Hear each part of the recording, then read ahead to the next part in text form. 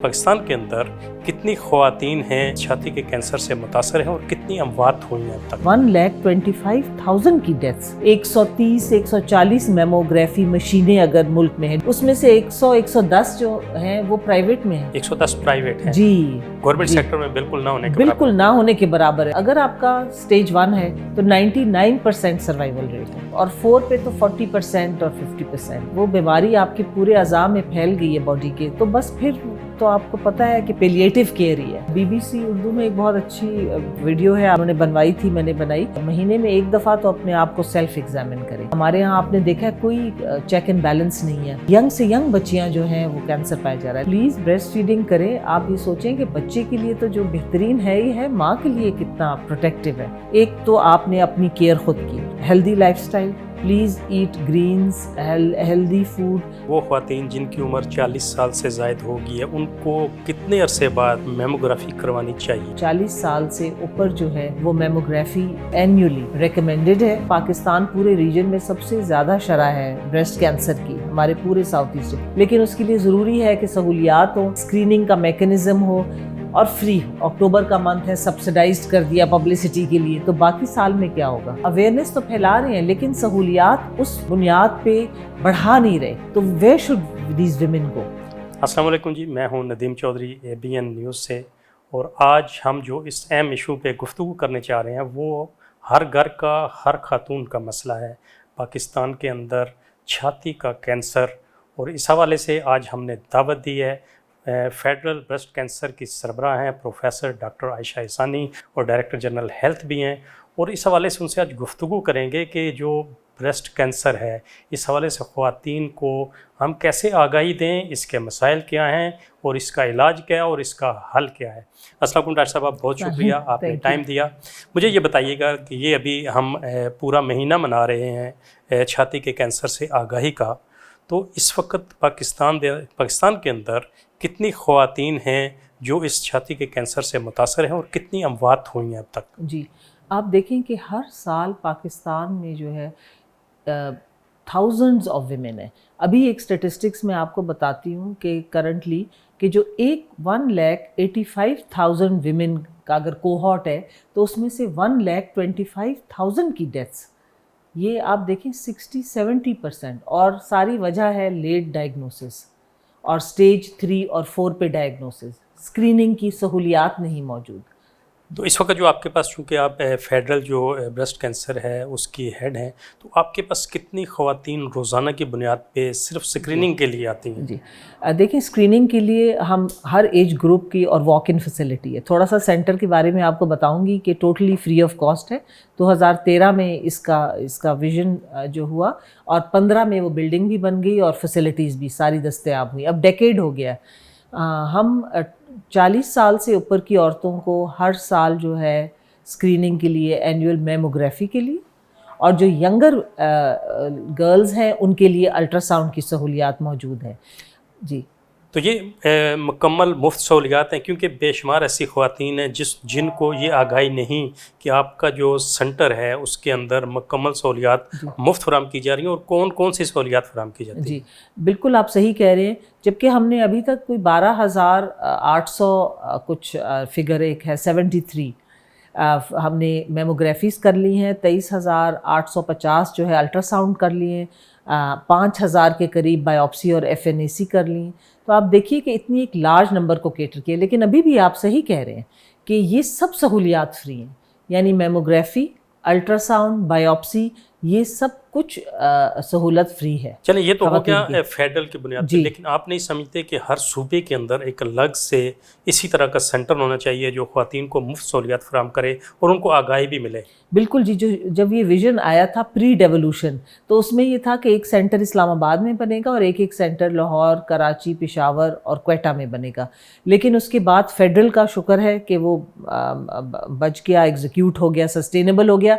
लेकिन ये सहूलत जो है ना वो इस तरह पब्लिक और प्राइवेट में तो फिर भी है, लेकिन पब्लिक सेक्टर में صوبوں میں اس طرح اویلیبل نہیں ہے. تو اس حوالے سے چونکہ آپ ڈائریکٹر جنرل ہیلتھ بھی ہیں، تو صوبوں کے ساتھ کوئی روابط ہیں ان کو کہ آپ اس حوالے سے کنوے کر رہے ہیں کہ آپ بھی اس طرح کا کوئی سینٹر وہاں پہ بنائیں؟ جی، جو فیز 1 ہے ہمارا وہ تو یہ تھا کہ AJK اور GB میں ہم اس طرح کا سینٹر بنائیں، کم سے کم اپنے فیڈریٹنگ ایریاز میں تو بنائیں. اس کے بعد صوبوں کو آپ مشورہ دے سکتے ہیں، آپ کو پتہ ہے، لیکن آگے جو ہے ان کے اپنی وہ ہے ہائرارکی ہے، ڈومین ہے. پرائیویٹ سیکٹر تو بہت آگے وہ کرتا ہے، لیکن کاسٹ دیکھیے نا، کون افورڈ کر سکتا ہے. اور جو پبلک سیکٹر ہے اس میں اب دیکھیے تقریباً ہمارے پاس جو ٹوٹل اگر 130-140 میموگرافی مشینیں اگر ملک میں ہیں، 150 کر لیجئے چلے میکسیمم، اس میں سے 100-110 جو ہیں وہ پرائیویٹ میں ہیں. 110 پرائیوٹ ہیں جی، گورنمنٹ سیکٹر میں بالکل نہ ہونے کے برابر بالکل نہ ہونے کے برابر ہے. اور وہ بھی ٹیچنگ ہاسپٹلز میں ہوں گی جو ٹرشری کیئر ہے، جو بڑے شہر میں ہے. اور چھوٹے DHQs وغیرہ یا ڈسٹرکٹ لیول پہ تو یہ چیز ٹرکل ڈاؤن ہی نہیں کی کہ یہ ضروری ہے اسکریننگ کے لیے. اچھا، یہ جو آپ کے پاس جو خواتین آتی ہیں وہ کس سٹیج پہ پہنچتی ہیں؟ کیونکہ یہ انیشل تو بیسیکلی جتنی بھی وہ خواتین جو گائنی کی ڈاکٹرز ہیں ان کو اس بارے میں آگاہی دینی چاہیے. تو یہ آپ کیا سمجھتی ہیں کہ کس سٹیج پہ پہنچتی ہیں اور کہاں تک ڈیلے ہو جاتا ہے اس میں؟ دیکھیں اسٹیج 3 اور 4 پہ، کیونکہ جب آپ اسکریننگ کرتے ہیں پھر ہی اسٹیج 1 آپ کو پکڑا جاتا ہے. 2 جو ہے جو سیلف ایگزامن کرتی ہیں وہ پھر بھی کوئی جو بہت اپنا محتاط ہوں ان کو 2 پتہ چلتا ہے، لیکن اکثر تو 3 جب گلٹی جو ہے وہ ایگزل بغل میں بھی چلی جاتی ہے، اور 4 تو وہ ہوتا ہے کہ جب پھیل جاتی ہے باڈی میں، بونز میں، لیور میں. تو ہم تو یہ سٹیجز دیکھتے ہیں جس میں آپ دیکھیں بڑی، میں آپ کو سٹیٹس کچھ ایسے بتاتی ہوں کہ اگر آپ کا سٹیج 1 ہے تو 99% سروائیول ریٹ ہے، رائٹ. 2 پہ اراؤنڈ بٹوین 90 and 95، لیکن جب 3 ہو جاتا ہے تو 60%، اور 4 پہ تو 40% اور 50%. اس میں میجارٹی ہم نے دیکھا ہے کہ جب 3 اور 4 سٹیج پہ ہوتی ہیں تو ریموول کے باوجود بھی خواتین جو ہیں سروائیو نہیں کر سکتی، ان کی ریڈیشن بھی ہوتی ہے. تو اس کا ریڈیشن کے علاوہ بھی کوئی حل موجود ہے؟ دیکھیں، ایک مسٹیکٹمی ہوگی یعنی کہ ٹوٹل ریموول. اس کے علاوہ جو ہے chemo therapy, radio therapy, radiation جیسے آپ نے کہا ہے. اگر وہ سب چیزیں ناکام ہو جائیں اور وہ بیماری آپ کے پورے اعضاء میں پھیل گئی ہے باڈی کے، تو بس پھر تو آپ کو پتہ ہے کہ پیلیٹیو کیئر ہی ہے. خواتین کیسے اپنے آپ کو ایگزامن کر سکتی ہیں کہ وہ اپنے وقت کے ساتھ ساتھ دیکھ لیں، اگر کوئی ایسا ہے تو ڈاکٹر سے مشورہ کریں؟ دیکھیں، BBC اردو میں ایک بہت اچھی ویڈیو ہے، آپ سے شیئر بھی کروں گی، میں نے ہی انہوں نے بنوائی تھی، میں نے بنائی. اس طرح ہے کہ اگر آپ نے مہینے میں 1 دفعہ تو اپنے آپ کو سیلف ایگزامن کریں. اس میں یہ ہے کہ اگر آپ نے لیفٹ سائڈ ایگزامن کرنا ہے تو رائٹ سائڈ سے آپ، جیسے کہ گھڑی کی سوئی ہوتی ہے تو آپ ذہن میں 1 2 3 یوں کر کے، اور آپ تاکہ مس نہ کریں، اور پھر ایگزلا. اسی طرح دوسری رائٹ ہے تو لیفٹ ہینڈ سے، یہ ونس اے منتھ کرے. اگر ذرا بھی کچھ فیل ہو تو آپ کوئی بھی جو ہیلتھ پروفیشنل ہے ویل ورسڈ ان دس، اسپیشلسٹ اگر ہو جائے اوکے، نہیں تو پھر جو لیڈی ڈاکٹرز ہیں، آپ کی سرجنز ہیں، آپ کی گائنیکالوجسٹ ہیں، کم سے کم معائنہ تو کرائیں.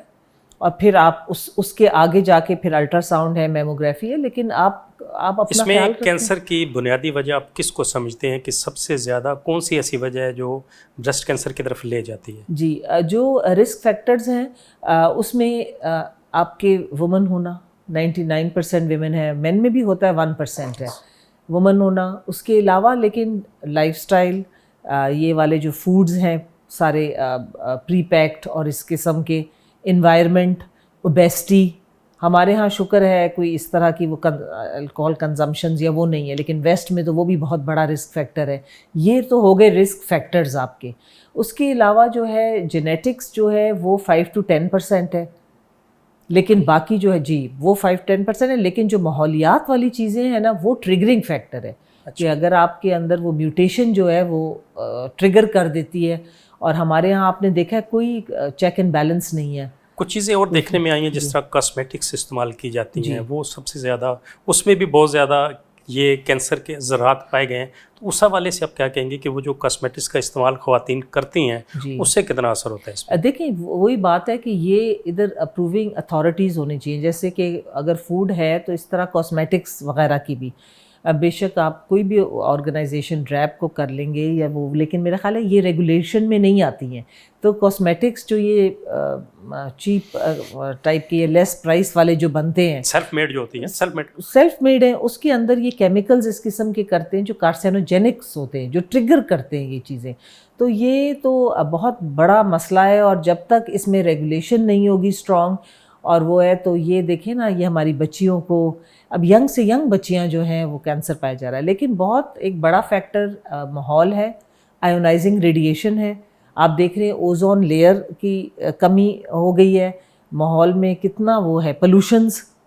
جی اچھا، اس میں کچھ اور دیکھنے میں آیا کہ جس طرح وہ خواتین جو اپنے بچوں کو اپنا دودھ نہیں پلاتی، جی ان میں یہ زیادہ دیکھا گیا. اس حوالے سے آپ کیا کہیں گے، ان کو کیا پیغام دینا چاہیں گے؟ جی میں تو یہ کہوں گی، دیکھیں بریسٹ فیڈنگ ہمارے سے زیادہ اب تو مجھے لگتا ہے ویسٹ میں کیا جا رہا ہے. جو ہماری ایک روایت تھی وہ کم سے کم ہوتی جا رہی ہے، اور ڈبے کے دودھ کے اوپر دیکھیں وہ تو ایک اس سے ہارمون لیولز اس طرح ہوتے ہیں، پروٹیکٹیو افیکٹ ہے. تو پلیز بریسٹ فیڈنگ کریں. آپ یہ سوچیں کہ بچے کے لیے تو جو بہترین ہے ہی ہے، ماں کے لیے کتنا پروٹیکٹیو ہے. تو میرا تو یہی میسج ہوگا. تو اس حوالے سے آپ یہ بتائیے گا کہ اس وقت جو خواتین ہیں وہ اس سے کیسے بچ سکتی ہیں؟ دیکھیں اس کے بچنے کے لیے ہے، ایک تو آپ نے اپنی خود کرنی جی سیلف ایگزامن، کلینکل ایگزامن اور اسکریننگ ہوتا ہے جب آپ ویل ہوتے ہیں، لیکن آپ پھر بھی جا کے ایج وائز 40 سے ابو جو ہے وہ آپ میموگرافی کریں. اگر کہ رسک ہے، فیکٹر ہے فیملی میں، تو 35 سے ابو بھی جو ہے میموگرافی ہائی رسک پیشنٹس پہ بھی ہو جاتی ہے. جو ینگر گرلز ہیں وہ اگر ان کو لمپ وغیرہ فیل ہو، بہت فائبروایڈینوماز ہیں، سسٹس ہیں بچیوں میں آج کل، یہ جو اس قسم کی فوڈز جو یہ کھاتے ہیں اس کے وجہ سے یہ ہارمونل امبیلنس سے بن جاتے ہیں، پروسیسڈ فوڈز کا. تو یہ بہت مسئلہ ہے. تو وہ اپنا الٹرا ساؤنڈ ضرور کوائیں کہ خدا نخواستہ کوئی مسئلہ نہ ہو. ایک تو آپ نے اپنی کیئر خود کی، پھر آپ نے healthy lifestyle, please eat greens, healthy food, weight reduction, maintain optimal weight, take out time that half an hour, 40 minutes for yourself, for a walk, for this thing, reduce stress by such mechanisms. Please protect کریں اپنے آپ کو. آپ کیا سمجھتے ہیں کہ وہ خواتین جن کی عمر 40 سال سے زائد ہو گئی ہے ان کو کتنے عرصے بعد میموگرافی کروانی چاہیے؟ جی ہم ادھر امریکن کالج آف ریڈیولوجی والے گائیڈ لائنس فالو کرتے ہیں، جس میں 40 سال سے اوپر جو ہے وہ میموگرافی ایوری ایئر اینیولی ریکمینڈڈ ہے. اور جس طرح پاکستان پورے ریجن میں سب سے زیادہ شرح ہے بریسٹ کینسر کی ہمارے پورے ساؤتھ ایسٹ، تو ہمیں وہی گائیڈ لائنس ابھی تقریباً پاکستان میں وہی گائیڈ لائنس فالو ہو رہی ہیں. لیکن اس کے لیے ضروری ہے کہ سہولیات ہوں، آپ کے پاس جو ہے اسکریننگ کا میکنزم ہو اور فری ہو. یہ نہیں ہے کہ بھئی اکتوبر کا منتھ ہے سبسڈائزڈ کر دیا پبلسٹی کے لیے تو باقی سال میں کیا ہوگا. یہ لوگ نہیں سوچ رہے نا کہ ہم اویئرنیس تو پھیلا رہے ہیں لیکن سہولیات اس بنیاد پہ بڑھا نہیں رہے. تو where should these women go. بہت شکریہ آپ نے بریسٹ کینسر کے حوالے سے آج آگاہی کے باقاعدہ انفارم کیا، اور وہ لوگ جو ہمارا چینل دیکھ رہے ہیں ان کو باقاعدہ یہ بتایا کہ اس سے کینسر سے کیسے بچا جا سکتا ہے. ایک تو اپنا لائف سٹائل تبدیل کریں، اور دوسرا وہ خواتین جو اس سے بچ سکتی ہیں، جو اپنے بچوں کو خود دودھ پلاتی ہیں، وہ اس سے بچ سکتی ہیں. اس کے ساتھ اجازت دیجیے. بہت شکریہ.